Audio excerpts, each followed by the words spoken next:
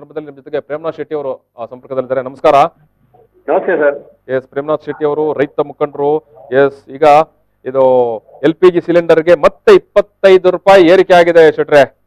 ಹೌದು ಹೌದು, ನಿನ್ನೆ ಮೊನ್ನೆ ನೋಡ್ತಾ ಇದ್ದೀನಿ, ನಾನು ಸಾಮಾಜಿಕ ಜಾಲತಾಣದಲ್ಲಿ ನೋಡ್ತಾ ಇದ್ದೀನಿ. ಹೌದು, ಈಗ ಸರ್ಕಾರ ಘೋಷಣೆ ಮಾಡಿದೆ, ನಿನ್ನೆ ದಿವಸ ಘೋಷಣೆ ಮಾಡಿದೆ 25 ರೂಪಾಯಿ ಸಿಲಿಂಡರ್ ದರ ಮತ್ತೆ ಏರಿಕೆ ಅಂತ. ಆಲ್ರೆಡಿ ಪೆಟ್ರೋಲ್ ಡೀಸೆಲ್ ದರ ಏರಿಕೆ ಆಗಿದೆ, ಜನ ತತ್ತರಿಸುವಂತ ಪರಿಸ್ಥಿತಿ ಬಂದಿದೆ. ಈ ರೀತಿಯಾಗಿ ಮತ್ತೆ ಏನು ಕಷ್ಟದಲ್ಲಿರುವಂತ ಸಂದರ್ಭದಲ್ಲಿ, ಜನ ಕಷ್ಟದಲ್ಲಿರುವಂತ ಸಂದರ್ಭದಲ್ಲಿ ಈ ರೀತಿಯಾಗಿ ದರ ಏರಿಕೆ ಮಾಡಿದರೆ ಯಾವ ರೀತಿ ಏನಾಗಬಹುದು ಪರಿಸ್ಥಿತಿ? ಇದು ಖಂಡನೀಯ. ಜನ ಇವತ್ತು ಜನಜೀವನ, ಅವನ ಆಹಾರಕ್ಕೆ ಒದ್ದಾಡುವಂತ ಸಮಯದಲ್ಲಿ ಅವನು ಅದನ್ನು ಬೇಯಿಸಿ ತಿನ್ನುವಂತ ಈ ವಸ್ತು ಅನಿಲಕ್ಕೆ ಈ ತರ ದರ ಜಾಸ್ತಿ ಮಾಡ್ತಾರೆ ಅಂದ್ರೆ ಇವರು ಮಾನವೀಯತೆ ಇಲ್ಲದಂತ ಸರ್ಕಾರ ಅಂತ ನಾನು ಭಾವಿಸಿದ್ದೀನಿ. ಕೇಂದ್ರ ಸರ್ಕಾರವು ರಾಜ್ಯ ಸರ್ಕಾರಗಳು ಸ್ವಲ್ಪ ಯೋಚಿಸಬೇಕು.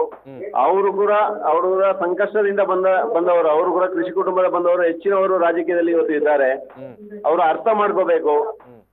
ಅದೇ UPA ಸರ್ಕಾರ ಒಂದು 20 ರೂಪಾಯಿ ಜಾಸ್ತಿ ಮಾಡುವಾಗ ಇವರು ರಸ್ತೆ ಬೀದಿಯಲ್ಲಿ ಎಲ್ಲ MP ಗಳು ಜನಪ್ರತಿನಿಧಿಗಳು ಕೂತಿದ್ದವರು, ಇವರು ಅದನ್ನು ಸ್ವಲ್ಪ ಹಿಂದಕ್ಕೆ ಹೋಗಿ ಅದನ್ನು ಯೋಚನೆ ಮಾಡ್ಬೇಕು. ಇವರು ಇವತ್ತಿನ ಪರಿಸ್ಥಿತಿಯಲ್ಲಿ ಇವತ್ತು ಜನಜೀವನ ಕಷ್ಟ ಆಗಿದೆ. ಆಹಾರ ಸಾಮಗ್ರಿಗಳು ಖರೀದಿಸುವಿಕೆ ಜನ ಒದ್ದಾಡುವಂತ ಸಮಯದಲ್ಲಿ ಇವರು ಪದೇ ಈ ದರಗಳನ್ನು ಏರಿಸುವಂತದ್ದು ಇದು ಖಂಡನೀಯ ವಿಷಯ. ಇದು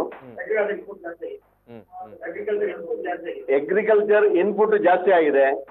ಅದ್ರ ಜೊತೆಯಲ್ಲಿ ಇವರು ಪದೇ ಈ ತರ ಬೆಲೆ ಏರಿಕೆ ಮಾಡೋದು. ಒಂದು ಕಡೆಯಲ್ಲಿ ಪೆಟ್ರೋಲ್ನ ನಮ್ಮ ದಕ್ಷಿಣ ಕನ್ನಡದಲ್ಲಿ 101 ರೂಪಾಯಿ 78 ಪೈಸೆಗೆ ಏರಿಸಿದ್ದಾರೆ. ಇದು ಇವಾಗ ಅದು ಸೆಂಚುರಿ ಬರ್ಸಂಗೆ ಇದನ್ನು 10ನೇ ಸೆಂಚುರಿಗೆ ಬರ್ಸಕ್ಕೆ ಹೊರಟಿದ್ದಾರೆ. ಇವರು 1000ಕ್ಕೆ ಏರಿಸೋ ನಿರೀಕ್ಷೆಯಲ್ಲಿದ್ದಾರೆ. ಇದು ದೇಶದ್ರೋಹದ ಕೆಲಸ ಅಂತ ನಾನು ಭಾವಿಸಿದ್ದೀನಿ. ಈಗಾಗಲೇ ಕಾಲದಲ್ಲಿ ಈ ತರ ಇವರು ಬೆಲೆ ಏರಿಕೆ ಮಾಡೋದು, ಇದಕ್ಕಿಂತ ದೇಶದ್ರೋಹ ಇನ್ನೊಂದಿಲ್ಲ. ಯಾಕಂದ್ರೆ ದೇಶದ ಈ 135 ಕೋಟಿ ಜನಗಳನ್ನು ಇವರು ಸಂಭಾಳಿಸುವಂತ ಕೆಲಸವನ್ನು ಮಾಡೋದು ಬಿಟ್ಟು ಅವರ ಮೇಲೆ ಸವಾರಿ ಮಾಡುವಂತ ಕೆಲಸ ಮಾಡ್ತಾರೆ. ಇದನ್ನು ಇಡೀ ದೇಶದ ಜನತೆ ಇದನ್ನು ವಿರೋಧಿಸಬೇಕಾಗಿದೆ. ಪ್ರಜ್ಞಾವಂತರಾದ ನಾಗರಿಕರು ನಾವು ಅದನ್ನು ವಿರೋಧಿಸ್ತಾ ಇದ್ದೀವಿ. ನಮ್ಮ ರೈತ ಸಂಘಟನೆ ಇದನ್ನು ತೀವ್ರವಾಗಿ ಖಂಡಿಸ್ತಾ ಇದೆ. ಕೇಳಿಸ್ತಾ ಇದೆಯಲ್ಲ? ಕೇಳಿಸ್ತಾ ಉಂಟು. ಈಗ ಇದು ಪೆಟ್ರೋಲ್ ಡೀಸೆಲ್ ದರ ಎಲ್ಲ ಏರಿಕೆ ಆದ್ರೆ ಏನು ಕಾರ್ನಲ್ಲಿ ಓಡಾಡುವವರಿಗೆ ಮಾತ್ರ ಕಷ್ಟ ಅಂತ ಹೇಳಿಕೊಳ್ತಾ ಇದ್ದಾರಪ್ಪ. ಡೀಸೆಲ್ ದರ ಏರಿಕೆ ಅನ್ನೋದು ನಮ್ಮ ಇಡೀ ದೇಶದ ಈ ಜನರ 135 ಜನರ ಏನು ಜೀವನದಲ್ಲಿ ರಕ್ತ ಸಂಚಾರ ಆಗ್ತದೆ, ಅದೇ ರೀತಿ ಇದು ರಕ್ತ ಸಂಚಾರ ಇದ್ದಂಗೆ. ಇಡೀ ಡೀಸೆಲ್ ಬೆಲೆ ಅಂದ್ರೆ ಇಡೀ ದೇಶದ ಜನರ ಜೀವನದ ಮೇಲೆ ಇದು ಅವಲಂಬಿತವಾಗಿದೆ. ಸರಕು ಸಾಗಣೆಗಿರ್ಬೋದು, ದಿನಸಿ ಸಾಗಾಣಿಕೆಗಳಿರ್ಬೋದು, ಎಲ್ಲಾ ಟ್ರಾನ್ಸ್ಪೋರ್ಟ್ ಡಿಪಾರ್ಟ್ಮೆಂಟ್ಗಳು ಈ ಡೀಸೆಲ್ ಇಂದ ನಡೆಯುವಂತದ್ದು. ಈಗ ಇದು ಚಟುವಟಿಕೆ ಕೂಡ ಇವತ್ತು ಡೀಸೆಲ್ ಆಧಾರಿತವಾಗಿಯೇ ನಡೀತಾ ಇರುವಂತದ್ದು. ಡೀಸೆಲ್ ಪೆಟ್ರೋಲ್ ಇಲ್ಲದೆ ಕೃಷಿ ಚಟುವಟಿಕೆ ಯಾವುದೂ ನಡೆಸುವಂತ ಸಮಯ ಇವತ್ತು ಇಲ್ಲ. ಯಾಕಂದ್ರೆ ಇವತ್ತು ಕೂಲಿ ಕಾರ್ಮಿಕರ ಕೊರತೆ ಇದೆ. ಯಾಂತ್ರಿಕೃತ ಕೃಷಿ ಮಾಡಬೇಕು, ನೀವು ಆಧುನಿಕತೆಗೆ ಬರಬೇಕು ಅಂತ ಒಂದು ಕಡೆ ಸರ್ಕಾರ ಹೇಳ್ತದೆ, ಒಂದು ಕಡೆ ಡೀಸೆಲ್ಗೆ ದಿನ ರೇಟ್ಗಳನ್ನು ಏರ್ಸ್ತಾ ಇದೆ.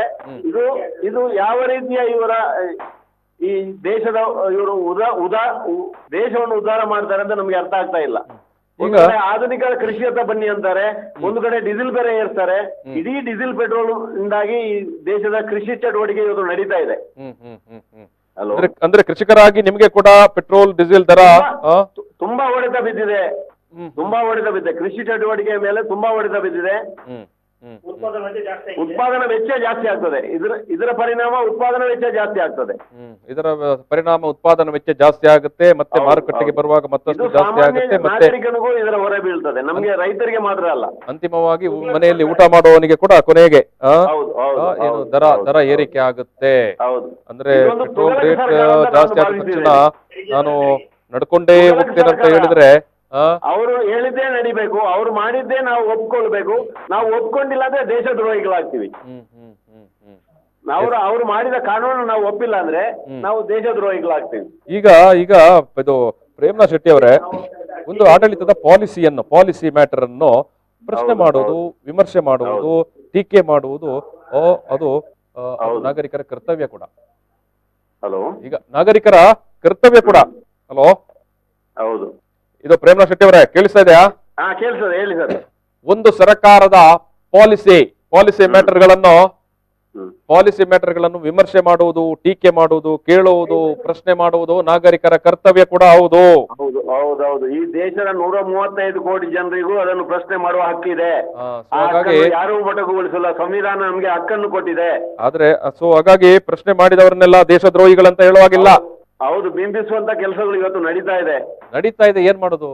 ಯಾವುದೇ ಟೀಕೆ ಟಿಪ್ಪಣಿಗಳನ್ನು ಸಕಾರಾತ್ಮಕವಾಗಿ ತಗೊಂಡು ಅಧಿಕಾರ ನಡೆಸುವವರನ್ನು ಅವರು ದೇಶದ ಉದ್ಧಾರಕರು ಅಂತ ನಾನು ಭಾವಿಸಿದ್ದೀನಿ. ಯಾರೇ ಟೀಕೆ ಮಾಡಿದ್ರು ಅವನು ದೇಶದ್ರೋಹಿ ಅಂತ ಅವರಿಗೆ ಪಟ್ಟ ಕಟ್ಟುವಂತ ಸರ್ಕಾರಗಳನ್ನು ನಾನು ನನ್ನ ಸಾರ್ವಜನಿಕ ಜೀವನದಲ್ಲಿ ನಾನು ನೋಡಿಲ್ಲ. ಆದ್ರೆ ಆ ರೀತಿ ಎದುರಿಸಿದ್ರೆ ಸುಲಭ ಅಲ್ವಾ? ಇದು ನೀವು LPG ರೇಟ್ ಜಾಸ್ತಿ ಆದ್ರೂ ಮಾತಾಡೋದಿಲ್ಲ, ನೀವು ಪೆಟ್ರೋಲ್ ರೇಟ್ ಜಾಸ್ತಿ ಆದ್ರೂ ಮಾತಾಡೋದಿಲ್ಲ ಕೊನೆಗೆ. ಸೊ ಅಂತದನ್ನೇ ಬಯಸುದಲ್ವಾ? ಅವರು ಮನೆಗಟ್ಟುವ ಕೆಲಸವನ್ನು ಮುಂದಿನ 2024 ಚುನಾವಣೆಯಲ್ಲಿ ಜನ ನಿರ್ಧರಿಸ್ತಾರೆ. ಪ್ರಜ್ಞಾವಂತರಿದ್ದಾರೆ ಜನ ಅಷ್ಟು ಮೂರ್ಖರಲ್ಲ. ಇವತ್ತು ಅಧಿಕಾರ ಇದೆ, ನಮ್ಗೆ ಜನ ಬೆಂಬಲ ಇದೆ, ನಮ್ಗೆ ಮೆಜಾರಿಟಿ ಇದೆ ಅಂದ್ಬಿಟ್ಟು ಅವ್ರಿಗೆ ಏನು ಬೇಕಾದ್ರೂ ಮಾಡಕ್ ಹೋದ್ರೆ ಅದಕ್ಕೆ ಜನ ಸರಿಯಾದ ಉತ್ತರವನ್ನು 2024 ಸಾರ್ವತ್ರಿಕ ಚುನಾವಣೆಯಲ್ಲಿ ಕೊಡಲಿದ್ದಾರೆ. Okay thank you thank you Tarun.